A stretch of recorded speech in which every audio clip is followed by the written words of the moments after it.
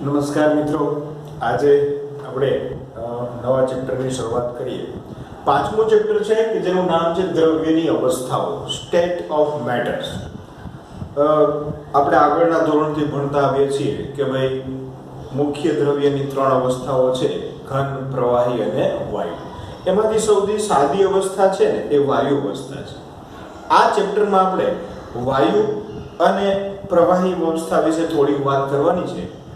ઘન અવસ્થા વિશે ધોરણ 12 ના પહેલા ચેપ્ટરમાં આપણે વધારે ચર્ચા કરશું. તો આજે શરૂઆતમાં આપણે જે વાયુ અવસ્થા વિશે વાત કરવાની છે કે વાયુના અણુઓ આપણે બધા જ જાણીએ છીએ કે થોડા દૂર દૂર ગોઠવાયેલા હોય છે. એમની વચ્ચે થોડુંક જે આકર્ષણ બળો હોય છે, જેને આપણે આંતરાણવીય આકર્ષણ બળો કહીએ છીએ, કે જેને વાન ડર વાલ્સ નામના વૈજ્ઞાનિકે એના વિશે ચર્ચા કરી હતી અને એના નામ ઉપરથી વાન ડર વાલ્સ બળો પણ કહેવામાં આવે છે. શરૂઆતના મુદ્દામાં આપણે એની ચર્ચા કરશું.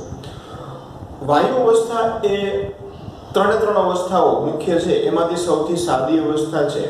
અને વાયુ અવસ્થાની અંદર આમ જોઈએ તો પદાર્થના રાસાયણિક ગુણધર્મો છે એ અવસ્થા બદલવાથી એના રાસાયણિક ગુણધર્મોમાં કોઈ ચેન્જ થતો નથી, પણ એની અમુક રાસાયણિક પ્રક્રિયાની ઝડપ, એનો વેગ એના ઉપર અસર કરે છે. તો એ ચર્ચા કરશું આ ચેપ્ટરની અંદર. બોયલનો નિયમ, ચાર્લ્સનો નિયમ, ગેલ્યુસેકનો નિયમ, આ બધા નિયમો વિશે પણ આપણે ચર્ચા કરશું. શરૂઆત કરીએ કે દ્રવ્યની અવસ્થાઓ, કે પદાર્થના રાસાયણિક ગુણધર્મો તેમની ભૌતિક અવસ્થા બદલાતા છતાં બદલાતા નથી. એટલે કે રાસાયણિક ગુણધર્મોને ઘન, પ્રવાહી કે વાયુ અવસ્થા સાથે કોઈ સંબંધ નથી. એનું કારણ કે રાસાયણિક ગુણધર્મો તો અણુ, પરમાણુ કે આયનની અંદર રહેલા સંયોજકતા ઇલેક્ટ્રોન ઉપર આધારિત હોય છે. એટલે કે બાહ્ય કક્ષામાં રહેલા ઇલેક્ટ્રોન ઉપર આધારિત હોય છે. જ્યારે અવસ્થા બદલવાથી એનું જે બંધારણ છે, એનું સંગઠન છે, એ ચેન્જ થતું નથી, પણ રાસાયણિક પ્રક્રિયાના વેગ તેમની ભૌતિક અવસ્થા ઉપર આધાર રાખે છે. એટલે કે રાસાયણિક પ્રક્રિયાનો જે વેગ છે એમાં થોડો ઘણો ફેરફાર થશે. ઘણી વખત વાયુમય અવસ્થાની અંદર પ્રક્રિયા ઝડપી થતી હોય તો પ્રવાહી કે ઘન અવસ્થામાં એ જ અણુઓની પ્રક્રિયા છે એ ધીમી થતી હોય છે. આ એકમમાં આપણે પ્રવાહી અને વાયુ અવસ્થા માટે અભ્યાસ કરવાનો છે. સૌથી પહેલો મુદ્દો આપણે ભણવાનો છે આંતરઆણવીય બળો. શબ્દ સમજી લઈએ. આંતરઆણવીય બળો. આણવીય એટલે અણુઓ, આંતર એટલે વચ્ચે. અણુઓ વચ્ચેનું જે બળો પ્રવર્તે છે એને આપણે આંતરઆણવીય બળો કહીશું. બરાબર છે? અણુઓ વચ્ચેના જે બળો છે એને આપણે આંતરઆણવીય બળો. કે પારસ્પરિક ક્રિયા કરતા, એકબીજા સાથે પ્રક્રિયા કરતા કણો, કે જે પરમાણુ હોઈ શકે અથવા તો અણુઓ પણ હોઈ શકે, વચ્ચેના આકર્ષણ અને અપાકર્ષણ બળોને આંતરઆણવીય બળો કહેવામાં આવે છે. એમની વચ્ચેના આકર્ષણ અથવા તો અપાકર્ષણ બળોને આંતરઆણવીય બળો કહે છે. આકર્ષીય આંતરઆણવીય બળો એટલે કે જેમની વચ્ચે આકર્ષણ થતું હોય એને વાન ડર વાલ્સ બળો તરીકે ઓળખવામાં આવે છે. કેવા બળો? વાન ડર વાલ્સ. આ નામ વાન ડર વાલ્સ નામના વૈજ્ઞાનિક ઉપરથી રાખવામાં આવ્યું છે. વાન ડર વાલ્સ બળો. એને આવા બળો વિશેનો સૌપ્રથમ અભ્યાસ સૂચવેલો તરીકે ઓળખાય છે. આની માત્રા છે એ ગણના પાત્ર છે, એટલે કે નોંધ લેવી પડે એવી માત્રા છે. તે વિસર્જન બળો અથવા બીજું નામ એનું લંડન બળો. જો આ વાન ડર વાલ્સ બળો એ આંતરાણવીય બળો જ છે. આના પાછા ફર્ધર 3 પ્રકાર પડે છે. આંતરાણવીય બળો એટલે તો કે વાન ડર વાલ્સ બળો, આકર્ષી બળો. આની અંદર બે આવે, આકર્ષી અને અપાકર્ષી. પણ માત્ર જ્યારે આપણે આકર્ષી બળો, આકર્ષણ બળોની વાત કરીએ ત્યારે કયા બળો? તો કે વાન ડર વાલ્સ બળો. વાન ડર વાલ્સ નામના વૈજ્ઞાનિક ઉપરથી એને વાન ડર વાલ્સ બળો તરીકે ઓળખવામાં આવે છે. એમાં ફર્ધર 3 પાર્ટ પડે: વિસર્જન બળો અથવા લંડન બળો. અથવા છે એટલે કે આને બે નામથી બોલાવે. લંડન બળ ઈ જ વિસર્જન બળ અને વિસર્જન બળ ઈ જ લંડન બળ. દ્વિધ્રુવીય બળો એટલે આના વિશે આપણે ચર્ચા કરશું કે એક દ્વિધ્રુવીય અણુ છે જેમાં આંશિક ધન અને આંશિક ઋણ વીજભાર છે. એ બીજા આંશિક ધન અને આંશિક ઋણ વીજભાર વચ્ચેનું જે આકર્ષણ બળ છે એને આપણે દ્વિધ્રુવીય બળો કહીશું. આની અંદર હાઇડ્રોજન બંધ પણ આવે પણ એની ચર્ચા આપણે એકમ 4 માં કરી ગયા છીએ. આની માત્રા થોડી ખાસ હોય છે એટલે આની અંદર સમાવેશ કરવામાં નથી આવતો, આનો અલગથી અભ્યાસ કરીએ છીએ. દ્વિધ્રુવ પ્રેરિત દ્વિધ્રુવીય બળોનો સમાવેશ, એટલે કે એકમાં દ્વિધ્રુવીયતા છે. દ્વિધ્રુવીયતા એટલે શું? તો કે એમાં ઇલેક્ટ્રોન વાદળો અસંમિત રીતે વહેંચાયેલા હોય. એક બાજુ આંશિક ઋણ વીજભાર આવે ને એક બાજુ આંશિક ધન વીજભાર. આંશિકનો મતલબ થોડોક વધારે છે, એ બાજુ થોડોક ઓછો છે. પૂરેપૂરો ઇલેક્ટ્રોન એ બાજુ નથી ગયો તો નહીતર -1 અને +1 થઈ જાય. પણ આંશિક ડેલ્ટા માઇનસ ને ડેલ્ટા પ્લસ હોય એનો મતલબ કે થોડીક એ બાજુ ઇલેક્ટ્રોનની ઘનતા વધારે છે, એક બાજુ ઇલેક્ટ્રોનની ઘનતા ઓછી છે. દ્વિધ્રુવ પ્રેરિત એટલે કે આવો કોઈ એક દ્વિધ્રુવીય અણુ હોય તો એની બાજુમાં અધ્રુવીય અણુ હોય ને એમાં પણ હળી કરે. કહેવાનો મતલબ કે એની અંદર પણ ધ્રુવીયતા પ્રેરે છે. એટલે એને કીધું એક દ્વિધ્રુવીય અણુ છે એ બીજા અધ્રુવીય અણુમાં પણ ધ્રુવીયતા પ્રેરિત કરે એટલે એને કીધું ધ્રુવીય પ્રેરિત દ્વિધ્રુવીય બળ. તો આ ત્રણ વિશે આપણે ચર્ચા કરશું. છેલ્લે થોડીક હાઇડ્રોજન બંધ વિશે પણ ચર્ચા કરશું કે વિસર્જન બળો અથવા તો લંડન બળો. આમાં ત્રણમાંથી પહેલું છે એ વિસર્જન બળો અથવા તો લંડન બળો. જો એકદમ સિમ્પલ વાતો છે. અણુ વચ્ચેના આકર્ષણ બળની આપણે વાતો કરીએ છીએ. એ બળોને લંડન વાન ડર વાલ્સ બળો કહેવાય. એમાંથી ત્રણ ભાગ પડ્યા. એમાં ત્રણ પહેલું વિસર્જન બળો અથવા તો લંડન બળો. હું પહેલા આકૃતિ આપણે જોશું કે પરમાણુ અને અધ્રુવીય અણુ વિદ્યુતીય રીતે સમમિત હોય છે.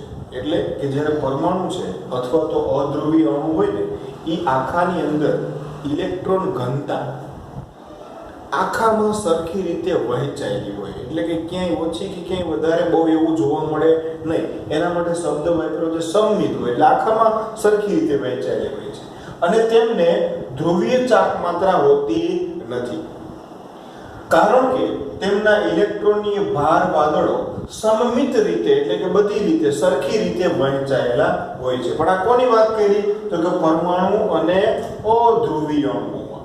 બરાબર, કે જેવા અધ્રુવીય અણુઓ છે કે જેની અંદર ઇલેક્ટ્રોન ઘનતા છે એ ઇલેક્ટ્રોન ભાર વાદળો એ સમમિત રીતે વહેંચાયેલા હોય છે.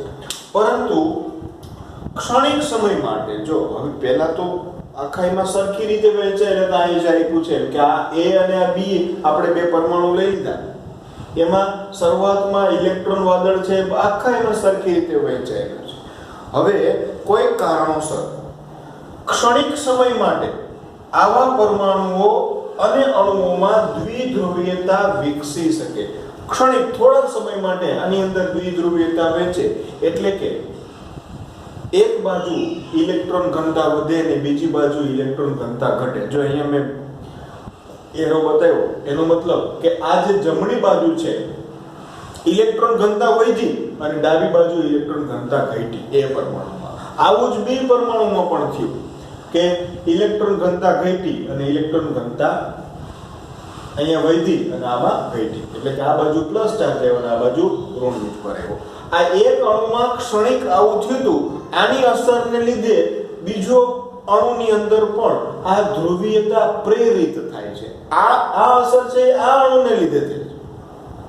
સ્વાભાવિક છે કે અહીંયા જો ઇલેક્ટ્રોન ઘનતા વધે એટલે કે ઋણ વીજભાર આવે તો એ બીજા અણુના કોને આકર્ષે? તો કે વિરુદ્ધ વીજભારને. આ ઋણ વીજભાર હોય તો બાજુના ધન વીજભારને પોતાની તરફ આકર્ષે છે. એટલે કે પ્રેરિત થાય. અણુમાં દ્વિધ્રુવીયતા વિકસી શકે. ધારો કે આપણી પાસે બે પરમાણુઓ A અને B, બે પરમાણુઓ A અને B એકબીજાની ખૂબ નજીક રહેલા છે. આના માટે નજીક બહુ જરૂરી છે. બહુ દૂર દૂર હોય તો એની વચ્ચે આવું કાંઈ આપણે અનુભવી શકીએ નહીં.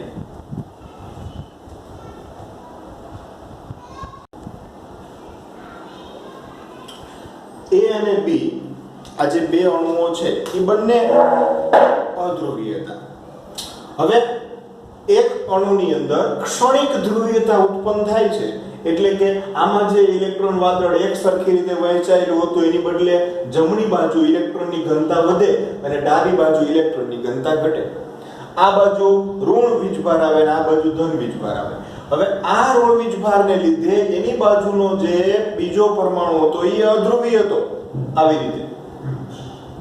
તો એની અંદર પણ આ ઋણ વીજભાર છે એ એમાં રહેલા ધન વીજભારને પોતાની તરફ આકર્ષે છે અને એમાં પણ ધ્રુવીયતા પ્રેરિત થાય છે.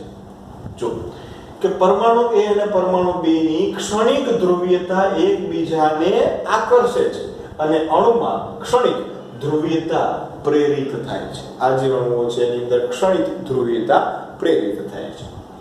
આ આકર્ષણ બળોનો સૌપ્રથમ ફ્રીઝ લંડને સૂચવેલા, આનો અભ્યાસ છે ને એ ફ્રીઝ લંડન નામના ભૌતિક શાસ્ત્રીએ કરેલો હતો, જર્મનીના હતા એ, અને એના નામ ઉપરથી આ બળોને લંડન બળો તરીકે ઓળખવામાં આવે છે, અથવા બીજું નામ છે એનું વિસર્જન બળો. સમજણની વાત ફરીથી એક વખત કહું કે પેલા બંને અધ્રુવીય હતા, પણ ક્ષણિક એક અણુમાં ધ્રુવીયતા ઉત્પન્ન થઈ અને એની અસરને લીધે બીજા અણુમાં પણ આ ધ્રુવીયતા છે એ પ્રેરિત થાય છે. આ બળો હંમેશા આકર્ષણીય હોય છે, એટલે એકબીજાને આકર્ષે છે. પારસ્પરિક ઉર્જા એટલે કે આ જે બળોનું આકર્ષણ બળની જે ઉર્જા છે એ કેટલી છે? તો કે બે કણો વચ્ચેના અંતરના છઠ્ઠા ઘાતના વ્યસ્ત પ્રમાણમાં હોય છે, એટલે કે 1/r⁶, જ્યાં r એ બે કણો વચ્ચેનું અંતર છે. આનો મતલબ કે જેમ r વધે ને એટલે કે છેદ વધે તો જવાબ કેવો થાય? નાનો થાય, એટલે કે ઉર્જા આનું આકર્ષણ બળ ઓછું થશે. એટલે કે આ બળો જ્યારે અણુઓ નજીક હોય ને ત્યારે જ પ્રવર્તી શકે, વિસર્જન બળો અથવા તો લંડન બળો. ક્ષણિક ધ્રુવીયતા પ્રેરિત થાય ત્યારે એક અણુ અને બીજા અણુ છે એ બંને વચ્ચે એક નિર્બળ આકર્ષણ બળ ઉત્પન્ન થાય, જેને આપણે લંડન બળ અથવા તો વિસર્જન બળ તરીકે ઓળખશું. આ બળો બહુ ઓછા અંતરે, લગભગ 500 પાઇકોમીટર અંતર હોય ત્યારે જ અગત્યના છે. એનાથી વધારે દૂર હોય તો આને આપણે કન્સિડર ગણી શકતા નથી.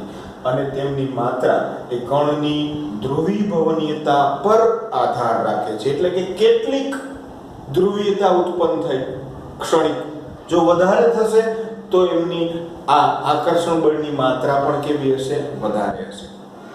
તો આ વાત કરી આપણે વિસર્જન બળો અથવા તો લંડન બળો. સિમ્પલ આકૃતિ ઉપરથી યાદ રાખશું કે કોઈ એક અધ્રુવીય અણુની અંદર ક્ષણિક ધ્રુવીયતા ઉત્પન્ન થાય કે જે બીજા અણુમાં પણ ધ્રુવીયતા પ્રેરિત કરે છે અને એની વચ્ચે એક નિર્બળ આકર્ષણ બળ થાય, જેને આપણે લંડન બળ અથવા તો વિસર્જન બળ કહેશું. બીજી વાત છે દ્વિધ્રુવીય બળ. આપણે દ્વિધ્રુવીય એટલે ખબર છે આપણને કે ભાઈ કે જેમાં આંશિક ધન વીજભાર અને આંશિક ઋણ વીજભાર ધરાવતા હોય એવા અણુઓ, બાજુના બીજા અણુ છે એમાં પણ એવો આંશિક ધન અને આંશિક ઋણ વીજભાર ધરાવતા અણુઓ છે એ પરસ્પર વિરુદ્ધ વીજભાર છે એકબીજા પ્રત્યે આકર્ષણ બળ ધરાવે, અને દ્વિધ્રુવીય બળો કહેવાય, ડાયપોલ ફોર્સિસ. ઉદાહરણ તરીકે HCl લઈએ કે HCl માં ક્લોરીનની વિદ્યુત ઋણતા વધારે હોવાથી ક્લોરીન ઉપર આંશિક ઋણ વીજભાર છે, એટલે કે આમની વચ્ચે રહેલું ઇલેક્ટ્રોન વાદળ છે એ ક્લોરીન તરફ આકર્ષાયેલું હશે, એટલે અહીંયા ઇલેક્ટ્રોનની ઘનતા વધશે. આંશિક જોજો, પૂરેપૂરી નહીં, એટલે આંશિક ડેલ્ટા લખવું આપણે, અહીંયા ડેલ્ટા પ્લસ લખવું. આ અણુ છે એ બીજો આવો દ્વિધ્રુવીય અણુ છે એને પોતાની તરફ આકર્ષે છે. આ બળને દ્વિધ્રુવીય બળો, ડાયપોલ ફોર્સિસ કહેવામાં આવે છે. કે આ બળ કાયમી દ્વિધ્રુવીયતા ધરાવતા આ જે બે અણુઓ છે ને એ કાયમી દ્વિધ્રુવીયતા ધરાવતા અણુઓ છે, એમની વચ્ચે લાગુ પડે છે. દ્વિધ્રુવીના છેડા આંશિક ભાર ધરાવે છે, એટલે કે મેં લખ્યું આંશિક delta minus delta minus plus delta, કે જે ડેલ્ટા થી દર્શાવાય છે. આંશિક ભાર છે એ એકમ ઇલેક્ટ્રોન ભાર, એટલે કે 1.6 × 10⁻⁹ કુલમ કરતા ઓછો હોય છે. આટલો ભાર આવી જાય તો આખે આખો ઇલેક્ટ્રોન અહીં આવી ગયો, પણ એવું થતું નથી, બરાબર? એટલે કે એકમ ઇલેક્ટ્રોન કરતા ઓછો ભાર છે એ આંશિક ભાર હોય છે. આ બળો લંડન બળોથી પ્રબળ છે. આગળ પહેલા જોઈ કે એના કરતા આની આકર્ષણની માત્રા છે ને એ લંડન બળોથી પ્રબળ છે, પરંતુ આયન એટલે કે ધન આયન ને ઋણ આયન વચ્ચે જે આકર્ષણ બળ હોય ને એના કરતા નિર્બળ છે. આયન પારસ્પરિક ક્રિયા કરતા નિર્બળ છે, કારણ કે માત્ર આંશિક ભાર સંકળાયેલા. અહીં કેવો ભાર સંકળાયેલો છે? આંશિક. આયનમાં તો ઋણ આયન ને ધન આયન એમાં પૂરેપૂરો જે ભાર છે એ સંકળાયેલો હોય છે. એના કરતા અહીંયા ઓછો ભાર હોવાથી તે આયન પારસ્પરિક ક્રિયા કરતા નિર્બળ છે, પણ લંડન બળ કરતા કેવા છે? પ્રબળ છે. આ બળો દ્વિધ્રુવ વચ્ચેના અંતરના વ્યસ્ત પ્રમાણમાં હોય છે, ઉપર જોયું એ જ મુજબ. પણ અહીંયા સ્થિર દ્વિધ્રુવીય અણુઓ એટલે કે બે અણુઓ સ્થિર હોય તો એમની વચ્ચેની જે ઊર્જા છે એ 1/r³ ના સમપ્રમાણમાં હોય છે. r ની 3 ઘાત 1/r ની 3 ઘાતના સમપ્રમાણમાં હોય છે. અને ઘૂમતા દ્વિધ્રુવીય અણુઓ ફરતા રહેતા હોય એવા દ્વિધ્રુવીય અણુઓ છે એમની વચ્ચેની જે ઊર્જા છે આકર્ષણની પારસ્પરિક ક્રિયાની એ 1/r ની 6 ઘાતને સમપ્રમાણમાં હોય છે. જો સ્થિર હોય દ્વિધ્રુવીમાં સ્થિર હોય તો 1/r ની 3 ને સમપ્રમાણમાં, અને ઘૂમતા રહેતા હોય તો એમની આકર્ષણની પારસ્પરિક ક્રિયાની ઊર્જા 1/r ની 6 ઘાતના સમપ્રમાણમાં હોય છે. આ દ્વિધ્રુવી બળોની અંદર પણ લંડન બળ છે એ સહ અસ્તિત્વ એટલે કે સાથે થોડુંક અસ્તિત્વ ધરાવે છે, કે દ્વિધ્રુવી ઉપરાંત ધ્રુવીય અણુઓ લંડન બળો પણ ધરાવે છે. એટલે કે આની વચ્ચે થોડુંક લંડન બળ પણ હોય છે. એટલા માટે જ કે માત્ર લંડન બળો કરતા દ્વિધ્રુવી બળોની માત્રા છે એ થોડીક વધારે જોવા મળે છે. તો આ વાત કરી આપણે દ્વિધ્રુવી બળો. કયું ઉદાહરણ યાદ રાખશું? HCl, Cl H+ આંશિક. બીજા HCl ના H+ અને Cl- વચ્ચે જે આકર્ષણ થાય છે, Cl- આંશિક Cl- અને આંશિક ધન H+ વચ્ચે જે આકર્ષણ થાય આને આપણે દ્વિધ્રુવી બળો તરીકે ઓળખશું. ત્રીજો પાર્ટ છે દ્વિધ્રુવીય પ્રેરિત દ્વિધ્રુવીય બળો.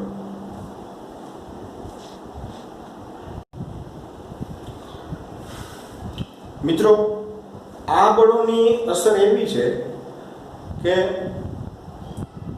એક મિત્ર બહુ તોફાની હોય ને તો એનો જે બીજો મિત્ર ડાયો હોય ને એમાંય થોડાક એના ગુણ આવે.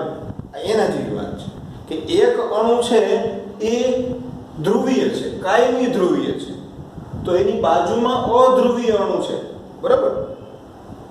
તો આમની વચ્ચે જ્યારે આંતર પારસ્પરિક ક્રિયા થાય તો આની અસર, ધ્રુવીયતાની અસર આ અધ્રુવીય અણુમાં પણ થાય છે. એટલે કે ધ્રુવીય પ્રેરિત દ્વિધ્રુવીય, એટલે કે દ્વિધ્રુવીય પ્રેરિત દ્વિધ્રુવીય. જો અહીંયા બતાવ્યું છે આ કાયમી ધ્રુવીય હતો, આ અધ્રુવીય હતો, પણ એની અંદર પણ આની અસરને લીધે અહીંયા આંશિક ઋણ વીજભારને લીધે આ અણુની અંદર આ બાજુ આંશિક ધન વીજભાર આવશે અને આ બાજુ આંશિક ઋણ વીજભાર આવશે. એટલે કે એક ધ્રુવીય કાયમી ધ્રુવીય અણુને લીધે બાજુમાં રહેલા અધ્રુવીય અણુની અંદર પણ ધ્રુવીયતા પ્રેરિત થાય છે, કે જેને દ્વિધ્રુવીય પ્રેરિત દ્વિધ્રુવીય બળો કહે છે.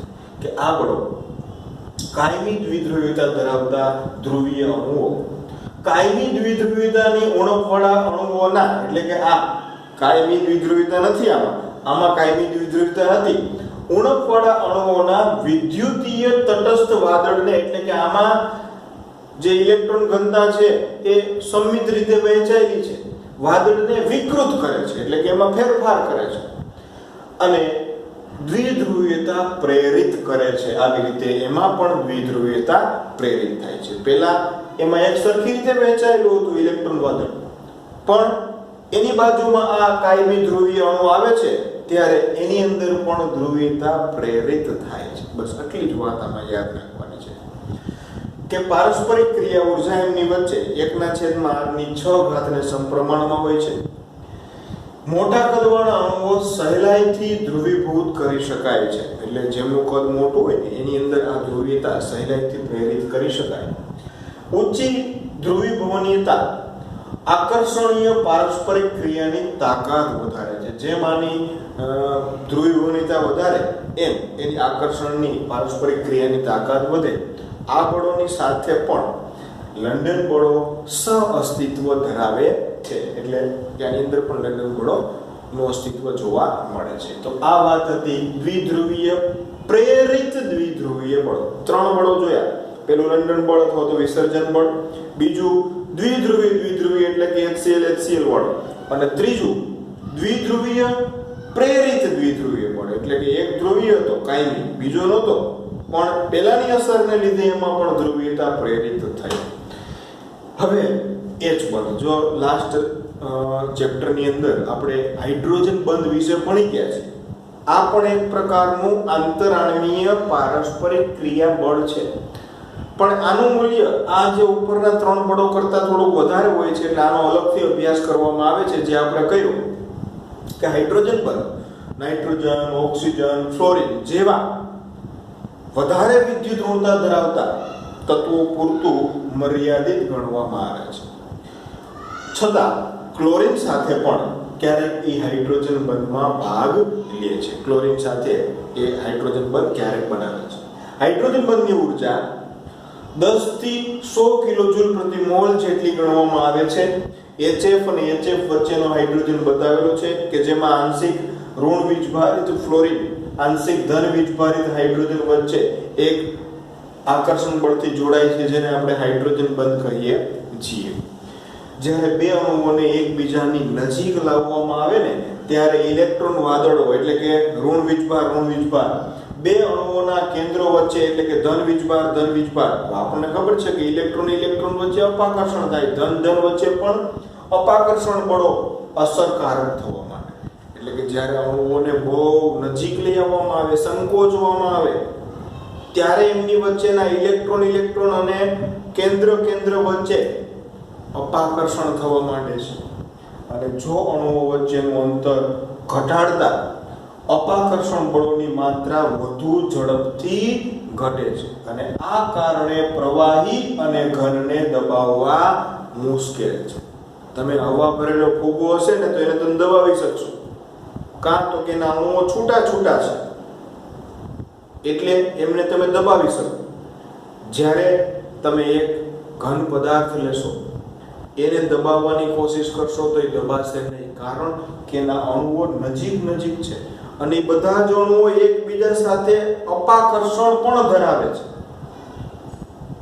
માટે તમે આમ દબાવશો ને તો એક ફોર્સ તમને આમ સામે ધક્કો મારતું હોય, જેને આપણે શું કહેશું? અપાકર્ષણ. હું આને આમ દબાવું આ બે અણુઓને, પણ એ બે અણુઓ વચ્ચેનું અપાકર્ષણ એકબીજાને વિરુદ્ધ દિશામાં ધકેલે, એટલે એને વધારે દબાવી શકાતા નથી. આટલા માટે પ્રવાહી